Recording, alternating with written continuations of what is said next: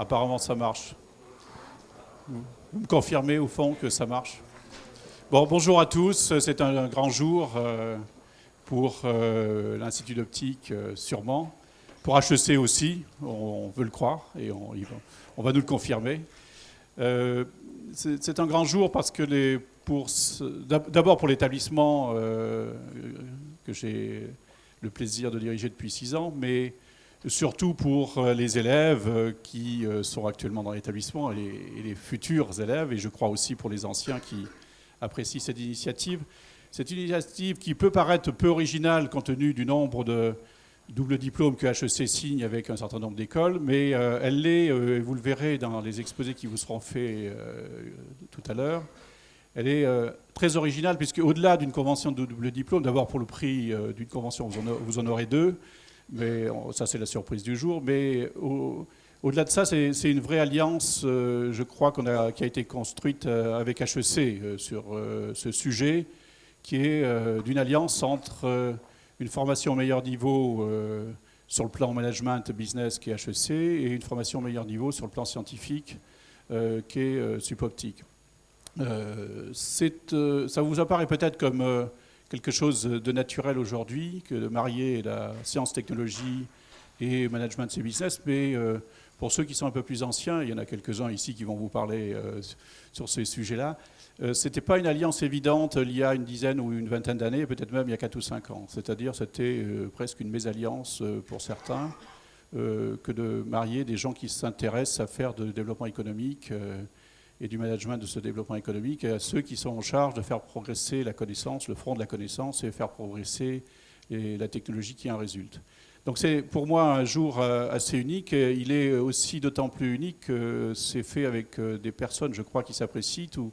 C'est évidemment mon cas, mais je crois aussi de tous mes collaborateurs qui ont travaillé avec les collaborateurs HEC. Je voudrais les remercier pour la qualité du travail. Moi, j'ai découvert Bernard Ramantsou parce que nous avons passé un grand oral en même temps. Nous étions dans la salle d'attente qui était le grand oral pour entrer à Paris Tech il y a déjà quelques années. Et nous étions évidemment très, très nerveux, anxieux, comme tout candidat à un grand concours. Mais donc on se connaît depuis cette époque-là et moi j'ai beaucoup apprécié, et vous avez déjà eu l'occasion pour les anciens qui sont ici d'apprécier aussi la grande culture de Bernard Ramantsou et sa volonté de faire avancer son école. Ça c'est une évidence, c'est une très grande école. Alors si je voulais généraliser mon propos, je dis que je voudrais bien citer un philosophe, mais je ne suis pas sûr que je tombe sur le bon, c'est toujours pareil avec les philosophes. Hein. Mais il y en a un qui a dit mon monde, ou la grandeur de mon monde, c'est la grandeur de mes mots, c'est-à-dire ce que mes mots me permettent de comprendre, dimensionnent le monde auquel j'ai accès. D'une certaine manière, s'allier avec HEC, c'est venir apprendre et comprendre les mots qui sont utilisés à HEC et un certain nombre de ces mots, et derrière de ces mots, de ces concepts et de ces idées, sont des mots qui sont peu propagés ou généralement peu propagés dans une grande école scientifique. Donc c'est élargir le monde auquel vous allez avoir accès qui est l'objectif de cette alliance au-delà de cette convention. Donc j'en suis très heureux, je voudrais remercier encore une fois HEC. Et je vais passer la parole à Bernard parce qu'il va y avoir ensuite une présentation très précise du contenu de cette convention par les acteurs qui ont vraiment travaillé. Et encore une fois, je les remercierai. Donc Bernard, merci encore de ce travail, de cette convergence. Merci beaucoup.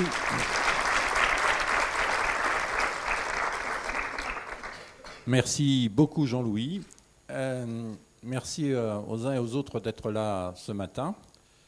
Et donc pour répondre immédiatement à la fausse interrogation de Jean-Louis, sachez que nous sommes très heureux et très fiers de signer dans quelques minutes ce partenariat entre...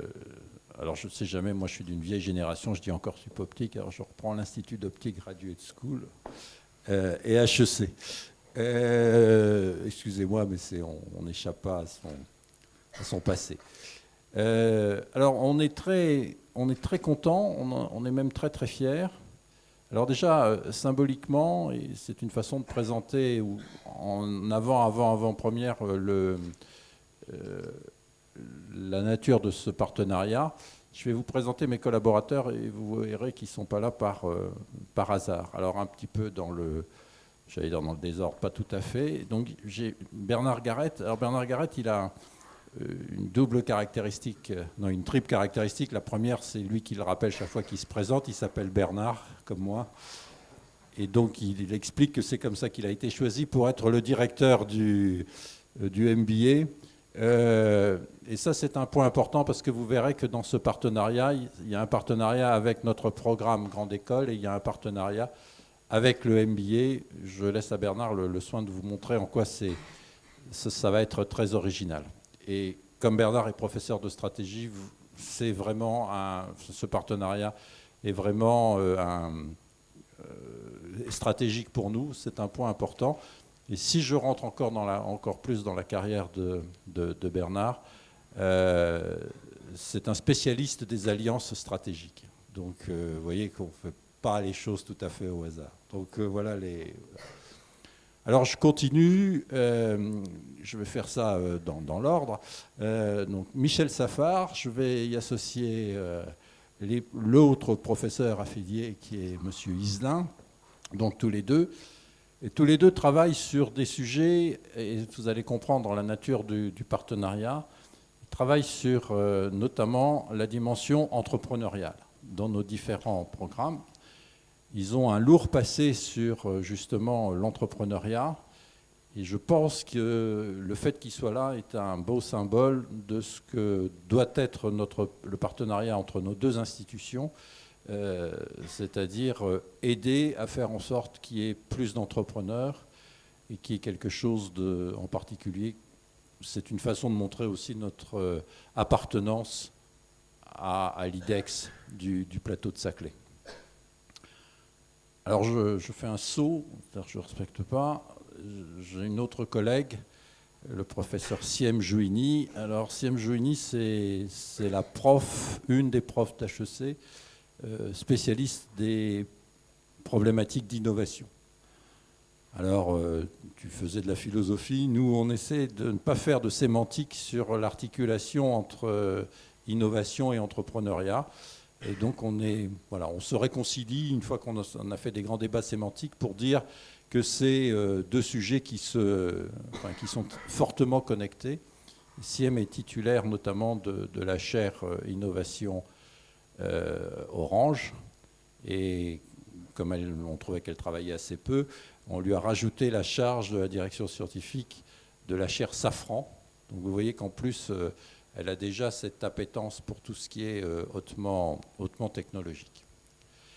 Après, je vous présente Martine Wittig. Martine Wittig est la directeure des études de l'école, de la grande école HEC, et donc c'est un autre, avec le MBA, c'est l'autre pendant de ce partenariat.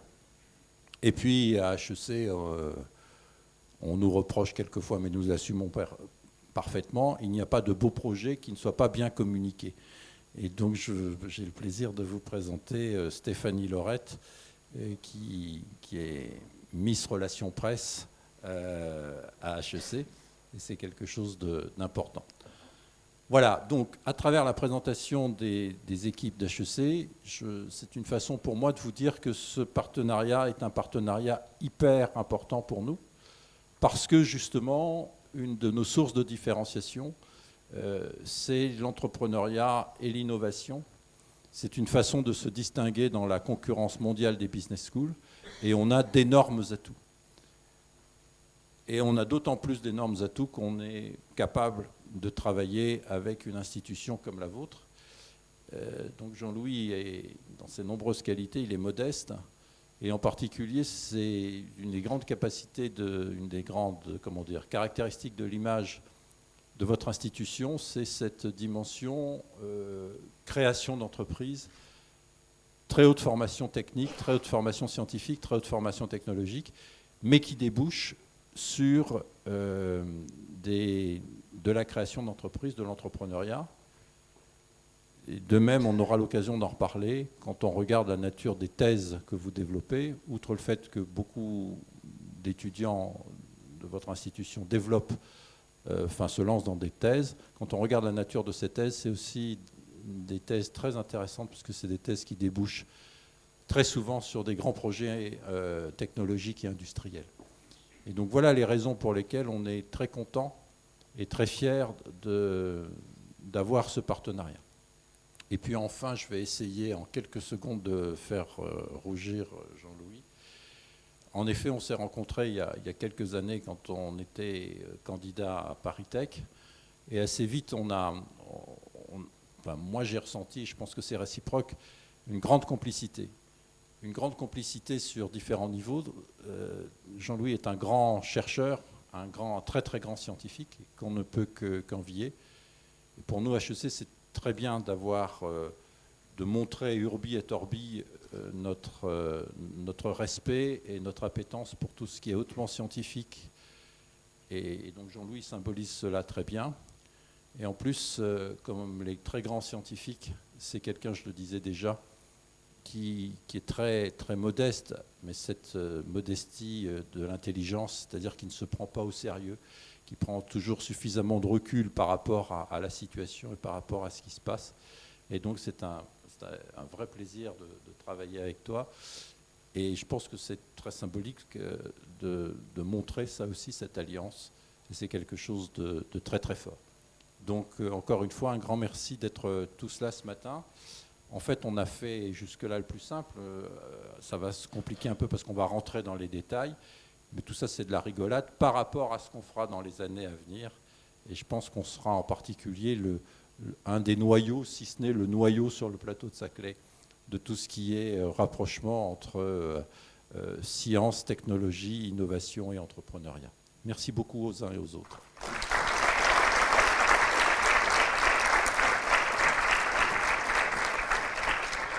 Bon, on va rentrer dans le concret avec François, et vous avez ici la description de l'accord, mais je crois que François et ses homologues de HEC vont nous préciser les choses. Donc en fait, bonjour à tous, moi, je suis François Ballambois, je suis directeur de l'entrepreneuriat et de l'innovation à l'Institut d'Optique. J'ai été un des artisans du double diplôme. Donc en fait, il y a 3 axes dans le double diplôme. La première partie, c'est le double diplôme qu'on va appeler grande école, donc qui est la possibilité d'avoir les doubles diplômes de Supoptique et puis HEC. La deuxième partie, c'est la collaboration entre la filière innovation entrepreneur et HEC, sachant que cette collaboration a déjà bien 4 à 5 ans d'âge, mais qu'on l'affirme et qu'on l'amplifie. Et enfin, la troisième partie qui est très originale, c'est un double diplôme au niveau du doctorat. Si on rentre dans les détails, pour le double diplôme grande école, alors il y a 2 manières d'aborder la chose. Donc ça, c'est pour les élèves de l'Institut d'Optique. Donc c'est le parcours, je dirais, classique et qui est préféré, c'est-à-dire vous faites 2 années ici, 1 année à HEC, puis retour ici, et puis le M2 à HEC. L'avantage de faire ça, c'est que comme les HEC sont en césure à cette époque-là, vous restez avec votre promo d'HEC. Sinon, il y a l'autre solution, parce qu'il y a aussi une grosse pression à Supoptique, concernant pour ceux qui sont déjà en 3e année et qui me tannent depuis au moins 1 an. Alors, est-ce que le double diplôme va se faire ou pas? Donc oui, il y a cette possibilité-là qui existe a priori. Donc ça, c'est la manière de faire au niveau de l'alternance. Au niveau du processus de recrutement, donc c'est borné à 5 étudiants par an. Et donc le principe, c'est on va déjà à l'Institut faire une présélection des dossiers, donc qui se fait pour la 2e année à peu près au moment où toutes les sélections pour les doubles diplômes et les sites se font. Ensuite, il y aura une présélection sur dossier aussi du côté d'HEC. Et puis après, il y a un oral, enfin il y a des épreuves orales, pardon. Oral de culture générale, alors épreuve de triptyque. Donc si j'ai bien compris, c'est un débat entre 3 candidats. Donc il y a un répondant, je vais le dire, un observateur, et il y a le 3e qui est un convaincant. Merci. Et donc voilà, et donc c'est des jeux entre les 3 et ils changent de rôle. Et puis il y a un oral d'anglais. Donc voilà. Et après ça, donc sélection, classement, et puis éventuellement recrutement. Donc voilà, ça c'est la partie double diplôme grande école. Je ne sais pas si vous voulez rajouter des choses. C'est complet? Ok. Alors ensuite, il y a la deuxième partie qui concerne donc la filière innovation entrepreneur. Donc là, en fait, ce qu'il faut savoir, c'est qu'on travaille avec HEC là-dessus. D'ailleurs, on a signé une convention il y a quelques années sur je dirais, les possibilités de travailler ensemble autour de la FIE. Et ça s'est concrétisé au niveau de HEC Entrepreneur, où en fait on accueille des élèves de HEC Entrepreneur dans les groupes projets de la FIE sur une mission qui s'appelle la mission création.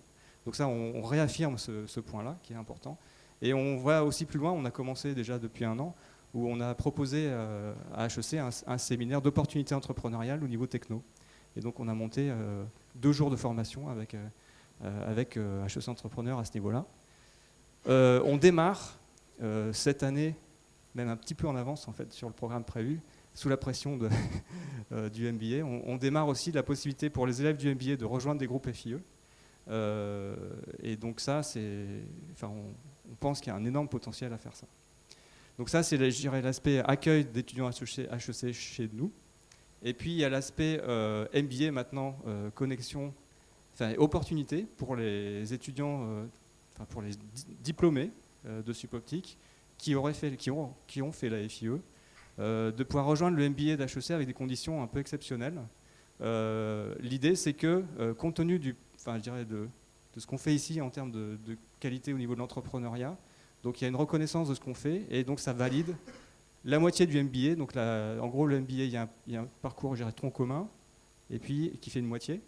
Et puis il y a un parcours plutôt spécialisé, qui a lui-même 2 parties qui sont là. Et donc ça valide, la FIE valide la moitié du MBA au niveau de la spécialisation. Donc la conséquence directe, c'est la réduction de moitié des frais de scolarité, ce qui n'est pas rien. Hein. Donc c'est aussi un point attractif pour vous.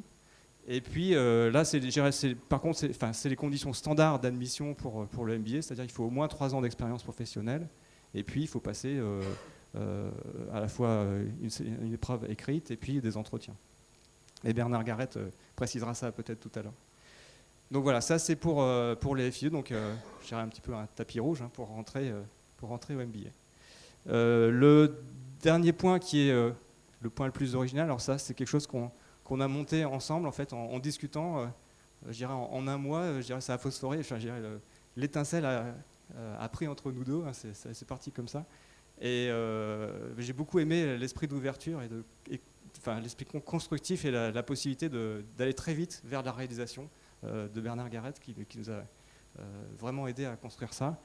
Et donc, diplôme PhD MBA, l'idée est simple, c'est de dire pour les étudiants de Supoptic un peu spéciaux, c'est-à-dire les un peu spéciaux, c'est ceux qui ont fait soit l'apprentissage, soit la FIE. On va dire qu'en fait, ils ont le droit de s'inscrire en MBA, même s'ils n'ont pas les 3 ans d'expérience professionnelle standard, parce qu'on va valider leur expérience professionnelle dans la formation. Pour les CFA, c'est le fait qu'ils aient été pendant 2 ou 3 ans dans une entreprise. Et puis pour les FIE, c'est le fait qu'ils aient souffert sur leur projet. Et Dieu sait s'ils souffrent. Voilà, donc possibilité de rejoindre le MBA HEC dès la 2e année de thèse. Alors évidemment, le processus de recrutement, il n'est pas changé, il est sélectif, hein, ça c'est clair. Et puis dans la terme de validation, on fait comme ce que je vous ai montré pour la FIE, c'est-à-dire que la FIE valide la moitié du MBA, donc en gros il reste 350 heures à faire à peu près, à distiller sur 2 ans, donc sur une thèse c'est faisable.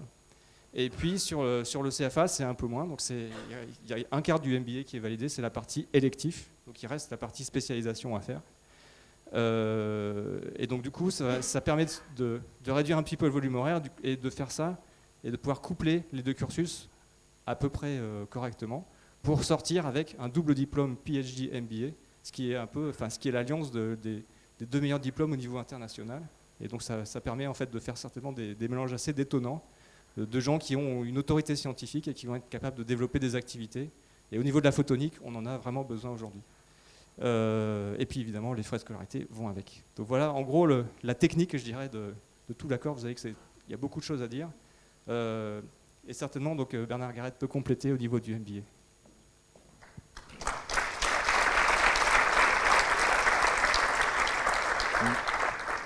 Merci beaucoup François.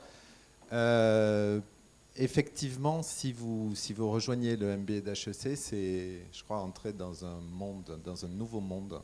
Alors, il y en a qui l'ont déjà fait. Je vois qu'ils se sont mis à côté, d'ailleurs. Vincent Coulon, que j'ai eu l'honneur d'avoir comme étudiant il y a quelques années, quelques mois, je veux dire quelques semaines, qui est donc un diplômé de Supoptic de la promo 98 et diplômé du MBA d'HEC 2005. Voilà. Donc il n'a pas attendu qu'on fasse l'accord pour. Donc il a payé l'intégralité des frais de scolarité en fait. Bravo.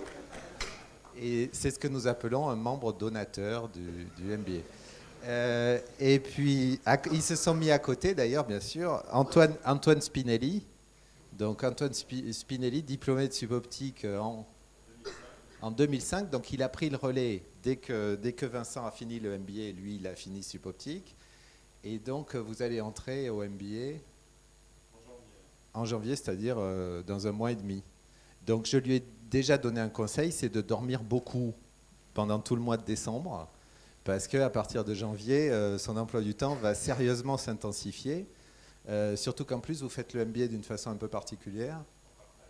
Voilà, en part-time, c'est-à-dire que en fait, donc vous travaillez chez Moody's, donc c'est un suboptique dissident. Donc HEC garde son triple A, il n'y a pas de problème. On est bien d'accord, sinon on ne signe pas. Donc, et voilà donc des exemples en fait concrets. Au fond, la filière, d'une certaine façon, elle existe déjà. Hein.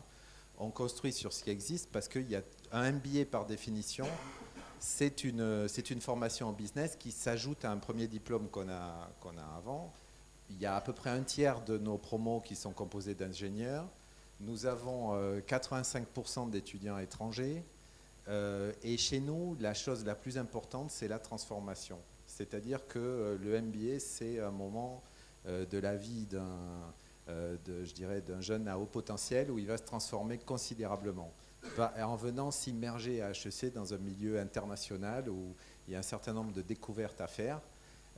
Donc voilà, c'est quelque chose d'extrêmement stimulant. Donc effectivement, il y a aussi une version, il y a une version full-time, celle qu'a faite Vincent à l'époque, donc qui dure 16 mois. Et donc vous avez vu dans l'accord qu'on vient de vous décrire qu'en fait ce qu'on cherche à faire, c'est à valider un certain nombre de choses que vous faites ici pour vous permettre de faire le MBA d'une façon, je dirais, un peu plus compacte, en validant une partie de l'expérience que vous avez ici. Et puis donc il y a une version part-time. Et je pense que c'est celle-là qui sera particulièrement intéressante pour les doctorants, parce qu'en fait, ça permet de combiner soit un emploi en entreprise, soit le fait de conduire une thèse, un projet de recherche, avec la poursuite des études MBA.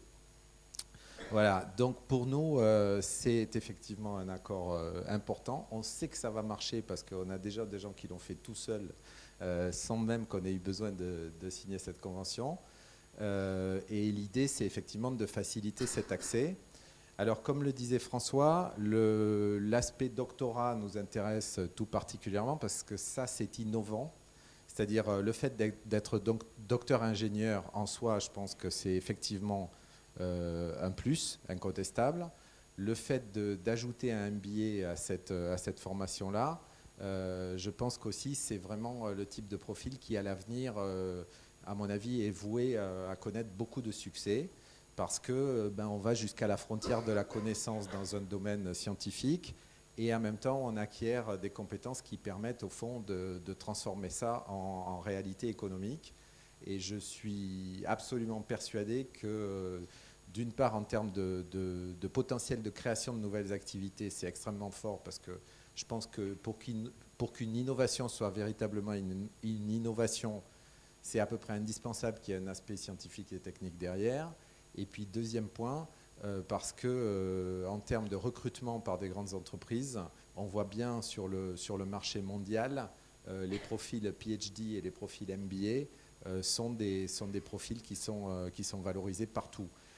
Ces sigles-là, MBA, PhD, c'est à peu près les deux seuls diplômes que tout le monde comprend dans le monde, qui sont valables, je dirais, globalement, tout le monde sait ce que c'est. Donc voilà, je pense que ça a une valeur extrêmement forte sur le marché.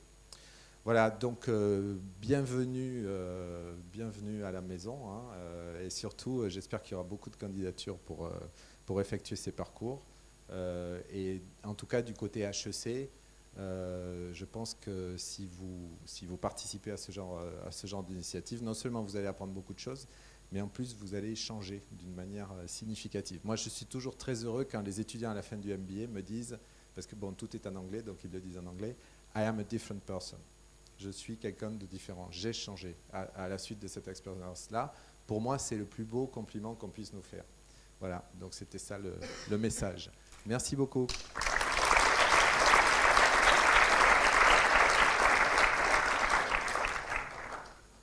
Alors, ce que je vous propose, c'est de rentrer un petit peu plus dans le concret avec des témoignages de gens qui vont vous toucher, puisque c'est des anciens. Donc pour illustrer le potentiel du double diplôme grande école, je propose de faire venir Cécile Schmollgruber. Où est-ce qu'elle est ? Ah voilà. Qui va vous parler de son parcours. Donc je la laisse parler. Merci.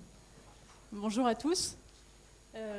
Donc moi j'ai créé Stereolabs en fait en 2010 et j'ai commencé. En fait j'ai eu la chance, donc je suis de la promo 2008 et j'ai eu la chance en 2006 de faire partie de la première promotion de la filière innovation entrepreneur qui a vraiment changé ma vie. Hein.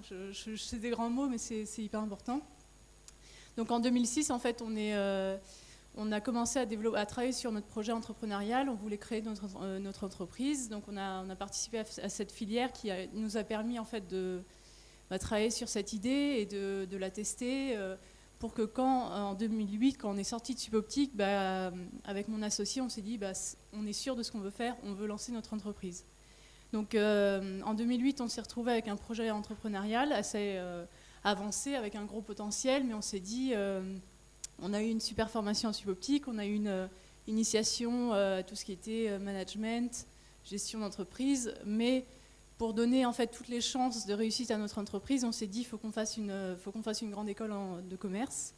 Et alors nous on n'est pas allé à HEC, on est allé à l'ESSEC. Donc je sais pas pourquoi on m'appelait aujourd'hui, mais voilà. Et parce que moi aussi je l'ai fait toute seule, hein, comme vous l'avez dit tout à l'heure, j'avais vraiment besoin de faire une école de commerce parce que je pense que c'était essentiel pour monter une entreprise. Et donc on est allé chez les concurrents. Voilà. On a passé. Je viens d'avoir mon diplôme de l'ESSEC, hein, donc c'est des diplômes un peu à rallonge. Ça fait 4 ans qu'on y est, mais parce qu'en fait ce qu'on faisait, c'est qu'on développait l'entreprise en parallèle. Et donc, alors pour moi, l'ESSEC, ça a été énorme parce que sur plusieurs plans. Le premier, c'était l'enrichissement mutuel parce que quand vous arrivez, Suboptique, on a à peu près tous le même profil. Hein, donc les questions qu'on se pose, c'est tu viens de quelle prépa, tu fais quoi on est un peu tous des clones. Et quand on va dans les écoles de commerce, c'est incroyable. Enfin, on discute avec des gens. Alors la grosse blague pour nous, c'était des gens qui, par exemple, connaissaient pas Excel. Donc quand on nous dit est-ce que tu veux m'apprendre à utiliser Excel, nous on était attends. Et donc au début on se dit mince, mais en fait il y a un énorme enrichissement mutuel, c'est incroyable et c'est hyper intéressant. Et puis moi ce que j'ai fait, c'est que je voulais vraiment aller à l'international parce qu'aujourd'hui le monde, monter une boîte en France, je ne pense pas que c'est viable. Il faut vraiment avoir une vision à l'international. Et c'est ce qu'on nous avait appris aussi à Suboptique, hein, c'est de penser tout de suite à l'international pour monter une boîte. Et donc j'ai fait un échange à Dartmouth aux États-Unis, à côté de Boston. Et là aussi, quand j'y suis allée, c'était révolutionnaire pour moi parce que ils ont déjà intégré toutes les problématiques de l'innovation technologique au business. Et là, j'ai vu quelque chose de complètement nouveau, c'est-à-dire vraiment apprendre à gérer une innovation, mais d'un point de vue business. Et ça, c'est quelque chose qu'on a plus de mal ici, mais je vois, c'est génial de faire des partenariats comme ça, parce que c'est vraiment le futur.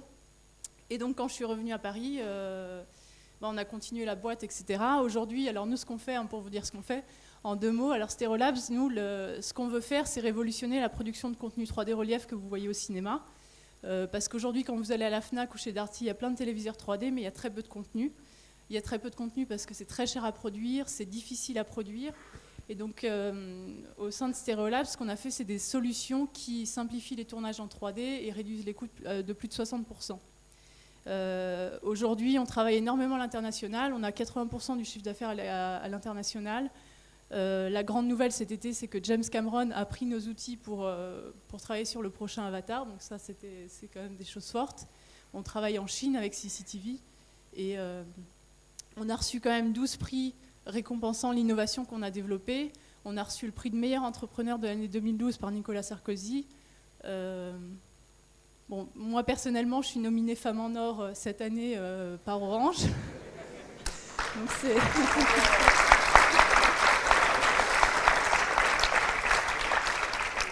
Ça va être très dur, là on est 5, mais j'ai vu la concurrence, c'est un haut niveau, mais bon, ça me fait extrêmement plaisir.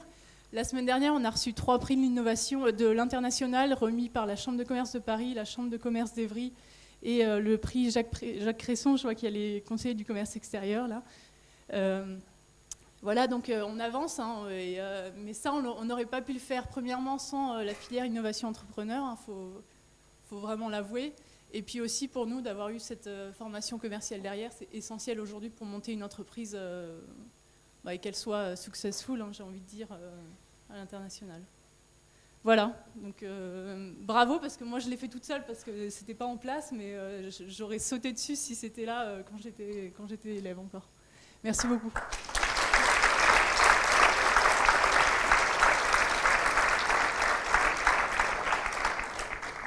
Merci Cécile. Donc voilà le témoignage côté grande école, on va dire. Et maintenant, on va passer au témoignage côté MBA, donc avec Thibaut Mercé, donc Supoptique 2000.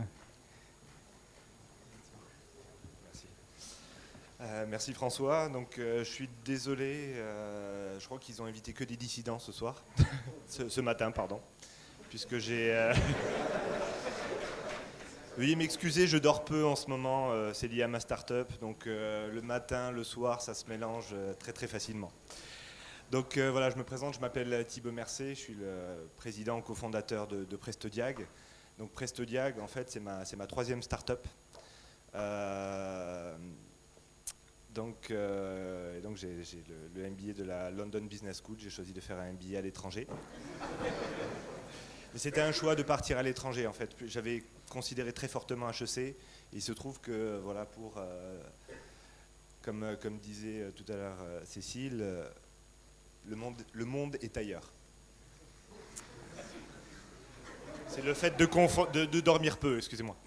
Donc en fait, il se trouve qu'un peu par hasard, j'ai été un peu le précurseur, mais à mon insu, de ce que vous êtes en train de monter aujourd'hui.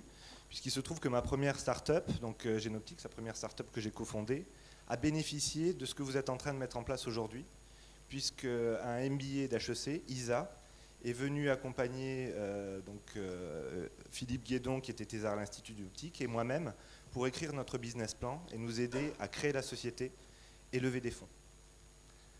Donc c'est un exemple qui vous prouve la pertinence en fait de cette association. Qui est vraiment, vraiment très importante. Et comme Cécile, je regrette de ne pas avoir eu cette chance à l'époque de pouvoir bénéficier de plus d'allant, notamment via la filière ingénieur-entrepreneur et l'aide de l'Institut d'Optique. Donc mes startups, en quelques mots, c'était l'optique appliquée à la médecine et à la biologie. La dernière start-up PrestoDiag, l'actuelle start-up, nous sommes 6, nous sommes en train de lever des fonds et nous avons inventé un système optique pour la détection rapide de bactéries, donc pour détecter en quelques heures au lieu de quelques jours des bactéries comme les salmonelles, Escherichia coli ou Listeria. Donc je voudrais insister sur l'aspect double compétence et pertinence de la double compétence commerciale, scientifique. Les gens à Supoptique ont tendance à être très très ingénieurs, en tous les cas ils l'étaient de mon temps. Et il y avait toujours une espèce de cassure entre les commerciaux HEC et les ingénieurs ici. Effectivement, on avait des langages différents, on avait des attitudes différentes, même s'il y avait certains points communs, notamment lors de soirées, certaines connexions qui s'opéraient. Mais malheureusement, ça s'arrêtait là. Or, j'ai découvert, par mon expérience dans le cadre du MBA, que la double compétence, en fait, le mélange entre les commerciaux et les ingénieurs, je ne sais pas quelle est la proportion d'ingénieurs en fait dans les MBA d'HEC. Un tiers, voilà. Et je ne sais pas si vous avez remarqué, en tous les cas, mon expérience, c'est qu'ils réussissent très bien en MBA. Ils réussissent très bien parce que l'expérience d'entrepreneur, l'apprentissage, est très très important et apporte vraiment une autre couleur et une autre vision du monde. et vraiment rajouter un MBA HEC ou une double formation, je le conseille à tous ceux qui sont dans la salle. Donc les places seront chères, il faudra être très bon et très motivé, parce que c'est très dur de rentrer dans cette école, mais c'est un beau challenge que vous devriez relever le plus rapidement possible à mon avis. J'aimerais faire une petite remarque, une dernière remarque sur la FIE. Donc malheureusement ça n'existait pas à mon époque. Je l'ai vu se construire, évoluer, donc monté par Jean-Louis, François et Frédéric. Et j'ai eu la chance d'intervenir depuis 2006 très ponctuellement dans la formation. Donc je me rappelle du projet de Cécile à l'époque, je ne sais pas si tu te rappelles. Au tout début, vous partiez sur complètement autre chose et tu as réussi à rebondir et à changer de marché, de business model. Et bravo. Voilà. Malheureusement, j'ai gagné que 3 ou 4 prix, voilà, pas autant que toi. Je suis vraiment confus. Encore bravo. Donc l'évolution de la filière ingénieur-entrepreneur, je pense qu'ils peuvent, les ingénieurs de suboptique, de la FIE, peuvent apporter beaucoup aux étudiants d'HEC à plein de niveaux et ça marche dans les deux sens. Ce qui me plaît là-dedans, c'est que ça comble le fossé culturel qui existe entre les deux. Et les innovations, et j'en sais quelque chose, naissent de mélange des genres, de discussion, de partage. Et donc, pour conclure, je dirais que ce que vous êtes en train de mettre en place, c'est un petit peu le meilleur de deux mondes. Voilà. Merci.